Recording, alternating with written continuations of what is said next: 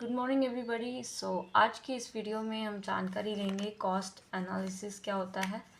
तो सबसे पहले कॉस्ट एनालिसिस वर्ड से ही समझ में आ रहा है कि जब मनी की बात चल रही हो तो हम कॉस्ट एनालिसिस की बात करते हैं कि जब मनी को हम एनालिटिकली हम उसको सिंथेसिस करके पार्ट्स में डिवाइड करके हम सब समझने की कोशिश करते हैं तो हम उसको कॉस्ट एनालिसिस कह देते हैं। बट जब हम इसको कॉस्ट एनालिसिस को किसी भी इंस्टीट्यूशन में अगर इसको करते हैं, मतलब कि कहने का मतलब है कि हम कोई इंस्टीट्यूशन में काम करते हैं, हम मैनेजर हैं या कोई कह सकते हैं कि हम एडमिनिस्ट्रेशन में काम कर रहे हैं, तो हमें देखना होगा कि वहाँ पे जो भी प्रोग्राम्स अगर हम लेके चल रहे हैं, कोई एक्टिविटीज़ करवा रहे हैं, जो एनुअल बजट प्लान कर रहे हैं, तो हम देखते हैं कि हमारी उस एक्टिविटीज़ में जो प्रोग्राम पॉलिसीज़ हम उस इंस्टीट्यूशन में ला रहे हैं, तो कैसे कहाँ कहाँ पे जो हमारा जो कॉस्ट है वो जा रही है, हम उसका एनालिसिस पहले ही कर लेते हैं। कहने का मतलब कि अगर हम जा रहे हैं कहीं घूमने, ठीक है, महाराष्ट्र में घूमने जा रहे हैं, महाराष्ट्र में भी हम फिल्म सिटी घूमने जा रहे हैं, तो उसके लिए हमें पहले से 2 दिन 3 दिन या हफ्ता पहले हम प्लान करना शुरू कर देते हैं कि हमारा वहाँ का रहने का क्या कॉस्ट होगा, हमारे कपड़े का क्या कॉस्ट होगा, हम कहाँ कहाँ घूमने जाएंगे, वहाँ पे हमें कितना कॉस्ट लगेगा। तो हम कॉस्ट एनालिसिस करते हैं। हमारा जो ट्रेन या हम फ्लाइट से जाएंगे तो हमारा उसमें कितना कॉस्ट लगेगा, आने जाने का कितना कॉस्ट लगेगा। तो मतलब हम क्या कर रहे हैं, हर एक पार्ट को जब हम एनालिसिस या कह सकते हैं कि हर एक पॉलिसी प्रोग्राम जो हमने डिसाइड करा है कि हमने घूमने जाना है, तो उसमें जो जो कॉस्ट हमें लगेगी, अलग अलग खाने की, रहने की, सोने की, जहाँ पे भी होटल होगा, या घूमने की, तो हमारे हर जगह जो कॉस्ट हमें लग रही है हम उसको बोल देते हैं एनालिस कर रहे हैं। हम पहले से हम उसका एनालाइज कर रहे हैं कि जो हमारी मनी है वो कहाँ कहाँ यूज़ होगी। तो सेम विद द इंस्टीट्यूशन, हम कभी हमारे स्कूल में जो एनुअल ईयर्स होते हैं, जो बजट बनाते हैं, उसमें हमें बजट के समय कॉस्ट एनालिसिस की बहुत ज़रूरत पड़ती है कि हमारे जो फाइनेंसेस है, जो हमारे पैसे हैं, वो कहाँ कहाँ यूज़ हो रहे हैं। तो सबसे पहले तो इसका मीनिंग अगर हम इंट्रोडक्शन देंगे, सबसे पहले तो 3 मार्क्स का क्वेश्चन है ये। ऑब्वियसली ये 3 मार्क्स का है, तो हमें इसमें सबसे पहले तो इसके मीनिंग के बारे में बताना होगा कि ये क्या है। तो कह सकते हैं कि कॉस्ट एनालिसिस एक टूल होता है, यंत्र होता है, जिसके मदद से हम क्या कर सकते हैं, डिफरेंट डिफरेंट पॉलिसीज़ में क्या क्या इम्प्रूवमेंट हो सकता है, किस में हम कितना पैसा लगाएं, हम ये सोचने की कोशिश करते हैं। कॉस्ट को हम क्या करते हैं, उसको एनालाइज करते हैं। अब इसमें 5 प्रकार के कॉस्ट एनालिसिस हो सकते हैं, जो कि हम नेक्स्ट पेज में पढ़ेंगे। बट इससे पहले हम समझेंगे कि कॉस्ट एनालिसिस होता क्या है। जो भी ओवरऑल कॉस्ट किसी भी प्रोग्राम में लग रही है, तो उसको हम ओवरऑल कॉस्ट कह सकते हैं। कि कहने का मतलब है कि किसी भी प्रोग्राम, मान लो कि हमने प्रोग्राम किया कि बच्चे की मैथ्स में हम एक्टिविटीज़ के माध्यम में बच्चों को पढ़ा रहे हैं, तो उस मैथ्स के लिए हम टीचर अपॉइंट करेंगे, तो टीचर के लिए कितनी सैलरीज होगी, उसके कितने एड्स वो यूज़ करेगा, कितना टाइम उसमें लगेगा, कितना उसमें मनी की ज़रूरत होगी, क्या बच्चे में अचीवमेंट देखने को मिला, इम्प्रूवमेंट देखने को मिला। तो कहने का मतलब है कि हम कॉस्ट का एनालिसिस कर रहे हैं कि वो कॉस्ट क्या उसमें बेनिफिट हमको मिल पा रहा है, क्या उसमें इफ़ेक्टिवनेस निकल पा रही है। तो कहने का मतलब है जो कॉस्ट एनालिसिस है वो दो शब्दों से मिलकर बना है। कॉस्ट का मतलब होता है मनी, कि मनी का यूज़ हम कहाँ कहाँ कर रहे हैं, चाहे वो फिजिकल रिसोर्सेज हो, चाहे वो ह्यूमन रिसोर्सेज हो, चाहे वो टाइम क्यों ना हो। एनालिसिस मतलब किसी भी पार्ट्स को, ये एक इंस्टीट्यूशन है और इंस्टीट्यूशन के अंदर टीचर, स्टाफ, बच्चे या और भी अदर एक्टिविटीज़ होगी, इन सब के पार्ट्स को हम जब एनालाइज करते हैं कि इस पार्ट में कितना मनी हमको लग रही है, तो हम उसके बारे में जब गहन अध्ययन करते हैं या समझने की कोशिश करते हैं कि हमारा पैसा कैसा लग रहा है, कहाँ लग रहा है, कितना लग रहा है, तो हम कोई भी जो प्रॉब्लम होगी हमारी कॉस्ट से रिलेटेड, या हम बजट को हम लगा रहे हैं, तो हम अब हमें बेनिफिट मिल पा रहा है कि नहीं मिल पा रहा है, तो हम उसके बारे में रिसर्च जब करना शुरू करते हैं, तो उसको हम कास्ट या कॉस्ट एनालिसिस कह देते हैं। कॉस्ट एनालिसिस डिफरेंट फील्ड्स में यूज़ हो सकता है, कंपनीज़ में यूज़ हो सकता है, इंस्टीट्यूशंस में हो सकता है, ऑर्गेनाइजेशंस में हो सकता है। अब ये यहाँ पे हम बात कर रहे हैं एजुकेशन सेक्टर में। तो एजुकेशन सेक्टर में अलग अलग डिपार्टमेंट होते हैं, अलग अलग सब्जेक्ट्स हो सकते हैं, करिकुलम अलग अलग होता है। बच्चे को कैसे समझ में आए, कितना ईजीली इफ़ेक्टिवली समझ में आए, हम कहाँ पे कॉस्ट लगा रहे हैं, जहाँ पे ज़रूरत है वहाँ पे लगा रहे हैं या ऐसे भी कहीं पे भी लगा दे रहे हैं। तो कॉस्ट एनालिसिस होता है कि कितनी हमारी कॉस्ट लगेगी। एक financial year 1 year financial year होता है, मतलब एनुअल ईयर होता है। हर साल बच्चे प्रमोट होते हैं, डिफरेंट क्लासेस में जाते हैं। तो हम देखते हैं कि हर साल का बजट कितना है, कहाँ पे करिकुलर एक्टिविटीज़ होगी, कहाँ पे करिकुलम में कितने टीचर्स हमें अपॉइंट करने हैं, कौन सी लैब्स,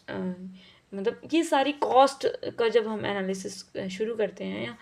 एक प्रोग्राम हमने लॉन्च करा, कोई भी सस्ता लॉन्च करा, तो हम उसमें कितनी हमारी कॉस्ट लगेगी। हम यहाँ पे ट्रिप निकालने जा रहे हैं, तो हमारे ट्रिप में बच्चे सीख पा रहे हैं कुछ या नहीं सीख पा रहे हैं, उसमें कितना कॉस्ट लगेगी, कितना टाइम लगेगा, कितने दिन लगेंगे।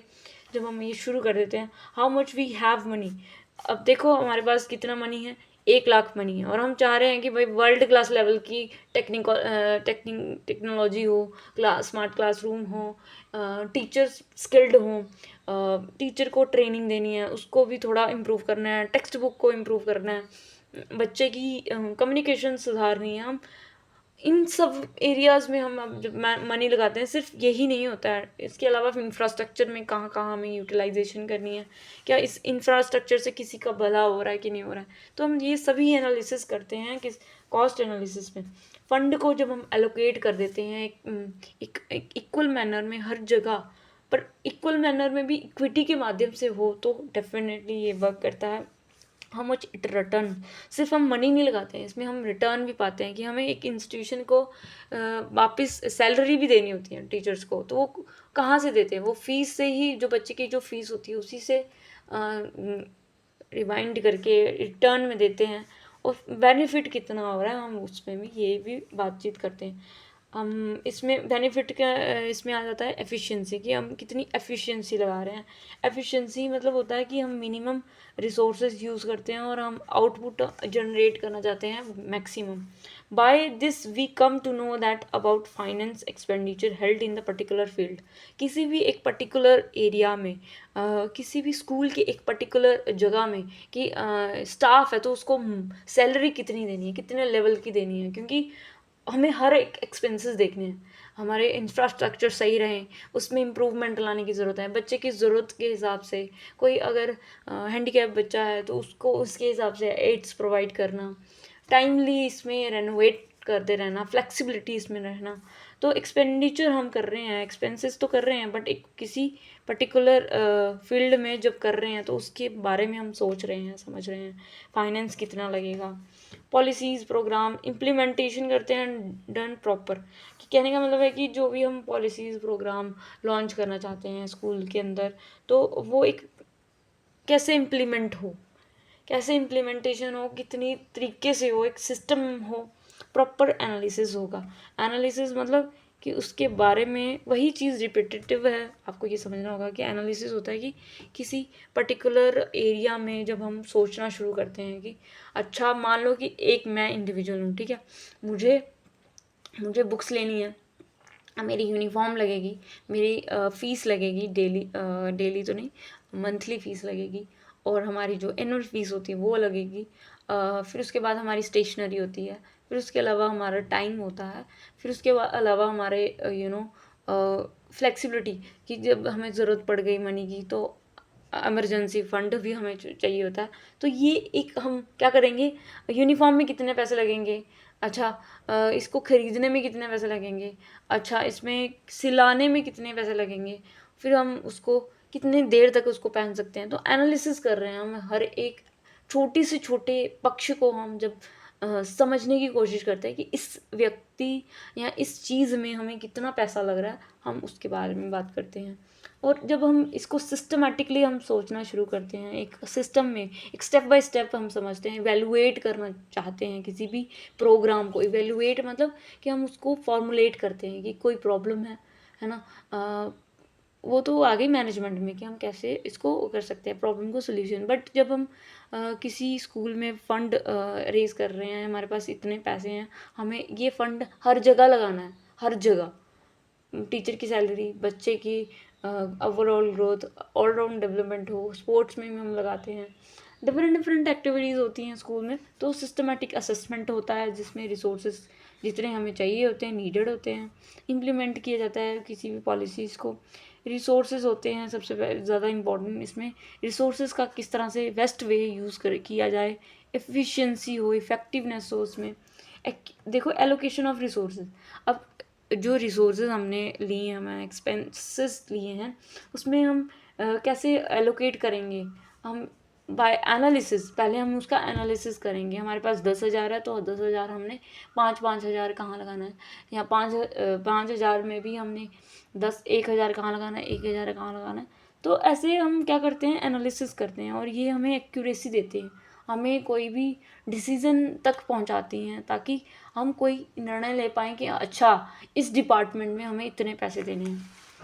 तो ये सिर्फ एक स्कूल लेवल पे नहीं होता, यूनिवर्सिटी लेवल पे, कॉलेज लेवल पे, और डिफरेंट लेवल पे होता है। अब इसमें बात आती है कि इफ़ेक्टिवनेस हो। इफ़ेक्टिव मतलब कि जब हम क्वालिटी की बात करते हैं कि कोई हम पैसा लगा भी रहे हैं तो उसमें हमें आउटपुट अच्छा चाहिए, एक इफ़ेक्टिवनेस चाहिए, क्वालिटी चाहिए, क्वांटिटी तो चाहिए, क्योंकि क्वांटिटी अगर इफ़ेक्टिवनेस ला रही है तो हमें क्वांटिटी देनी पड़ेगी, बट क्वालिटी कितनी आ रही है। अगर मैथ्स में हमें अचीवमेंट चाहिए, मतलब मैथ्स पढ़ा रही है टीचर, तो टीचर अच्छा नहीं है तो उसके लिए हम टीचर के चेंज करेंगे, फिर उसमें इम्प्रूवमेंट लाएंगे, और टीचर उसके लिए क्या कर सकता है, ट्रेनिंग दे सकता है। अब टाइप्स आ गए इसके, क्या क्या प्रकार हैं, तो एक होता है बेसिक होता है, एक होता है फिजिबिलिटी, एक होता है बेनिफिट, और एक होता है इफेक्टिव, और एक होता है यूटिलिटी। बेसिक होता है कि एक ओवरऑल हम चेक करते हैं किसी भी कॉस्ट की, कि मान लो कि ओवरऑल हम अपने दिमाग में बिठा लेते हैं, अच्छा इतने डिपार्टमेंट है, 5 डिपार्टमेंट है, 5 डिपार्टमेंट में हमारी इतनी इतनी मनी डिस्ट्रीब्यूट होगी, और इसमें भी इतनी इतनी कॉस्ट जाएगी। तो हम क्या कर रहे हैं, इसमें इवेलुएट कर रहे हैं कि भाई ओवरऑल एक इंस्टीट्यूशन में कितना पैसा लग रहा है डिफरेंट एक्टिविटीज़ में। ओवरऑल हम जब चेक करना शुरू करते हैं तो उसको हम बोल देते हैं बेसिक कॉस्ट एनालिसिस। फिजिबिलिटी होती है कि इज़ दिस पॉसिबल, जो हमने सोच लिया कि ओवरऑल कितना पैसा लगेगा किसी भी इंस्टीट्यूशन में, तो हम सोचते हैं कि क्या क्या ये संभव है, क्या इतने पैसे हर जगह लग जाएंगे, या जहाँ हमें और ज़रूरत होगी, क्या और इम्प्रूवमेंट की ज़रूरत होगी, तो उसमें बोल देते हैं हम फिजिबिलिटी चेक कर रहे हैं। तीसरा आता है बेनिफिट मतलब पैसे से संबंधित होता है, कि जो पैसे का मोल भाव, कि हम जो मनी लगा रहे हैं, हम पैसा लगा रहे हैं बच्चों के ऊपर, क्या उससे हमें कुछ फ़ायदा हो पा रहा है, वापस रिटर्न ना पा रहा है। एक कंपनी जब पैसा लगाती है कोई भी प्रोडक्ट में, तो हम उसमें हम आउटपुट जनरेट कितना हो रहा है, हम उसमें फोकस करते हैं। तो मनी का यहाँ पे मतलब है कि हम मनी से हमें बेनिफिट मिल रहा है, बेनिफिट मतलब कि हमें रिटर्न कितना मिल पा रहा है। इफ़ेक्टिवनेस होती है कि भाई आप इफ़ेक्टिवनेस चेक करते हो किसी भी व्यक्ति की, कि अगर हमने इतनी मनी लगाई तो क्या बच्चे में इम्प्रूवमेंट आया है। इफ़ेक्टिवनेस मतलब कि हम उस पर जानना चाहते हैं कि इसमें और इम्प्रूवमेंट करने की ज़रूरत है कि नहीं है, या फिर सिर्फ इस इतने से पैसे से हमारा काम चल जाएगा। इफ़ेक्टिवनेस होती है कि हम मिनिमम पैसा लगाएं और आउटपुट हमारा जनरेट हो। मतलब कहने का मतलब है कि